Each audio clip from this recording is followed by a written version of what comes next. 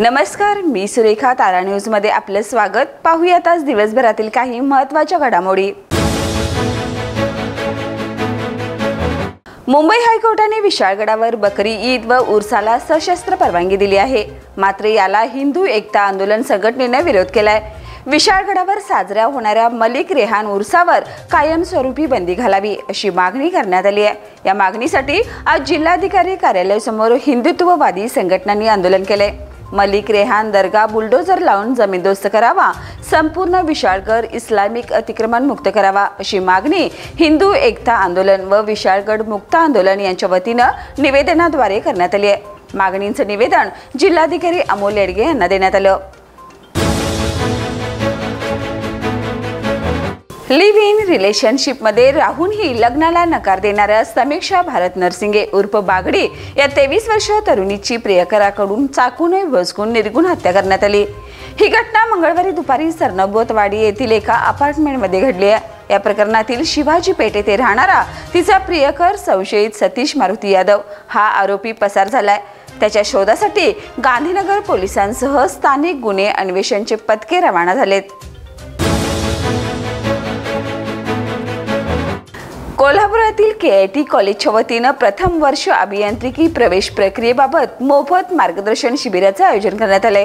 हे शिबिर येत्या 8 जून रोजी कोल्हापुरातील आनंद भवन सायबर कॉलेज येथे आयोजित करण्यात आले.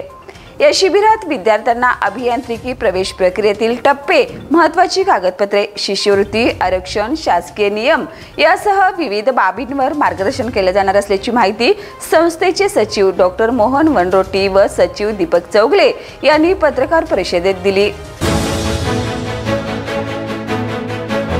राधानगरी तालुक्यातील प्रसिद्ध राऊतवाडी धबधबा पावसामुळे प्रवाहित झाला असून पर्यटकांचा ओघ वाढलाय.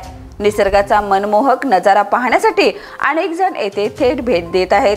मात्र काही हुल्लडबाज तरुणांमुळे अनुशासन बिघडत असून सुरक्षिततेचा प्रश्न निर्माण झाला आहे.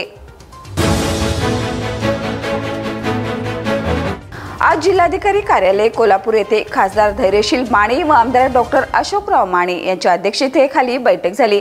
या बैठकीत पेठ वडगाव येथील क्रीडा संकुलाजवळ 100 बेडचे उपजिल्हा रुग्णालय स्थापन करण्यासंदर्भात ठराव करण्यात आला.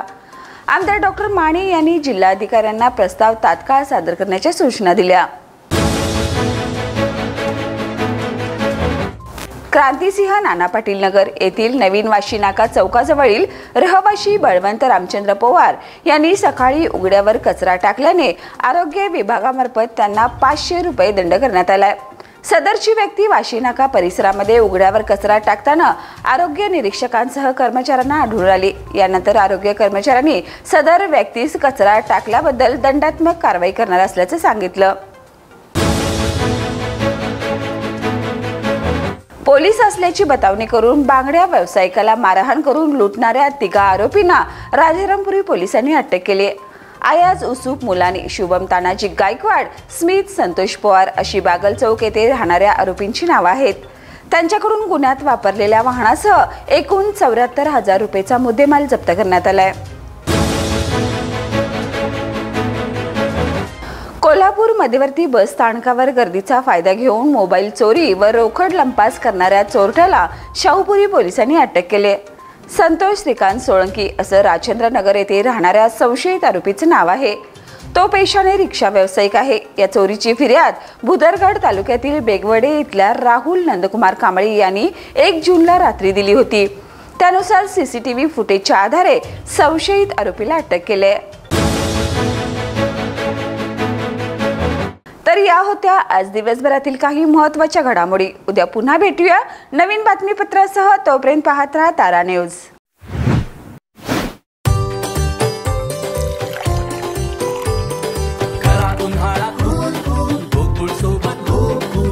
गोकुळ सोबत गो कूल.